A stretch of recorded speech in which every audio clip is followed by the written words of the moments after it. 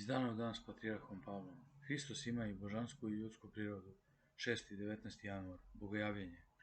Vaša svetosti, ako je Hristos bio Gospod Bog, kako je onda bio umoran i žedan, kao što to vidimo iz Evanđelja? Jeretici krivo uče da je Gospod imao samo jednu prirodu, samo božansku, odnosno da je božanska priroda toliko ogromna da je ona potpuno uništila, tako reći unutra, ljudsku prirodu i da je on ostao samo Bog. Oni kažu da bi to bilo isto kao kad bismo iz jedne čaše mi prosuli vodu u more, okean. On bi svojom ogromnošću tu vodu, tako reći, sobom obuhvatio da i ne postoji.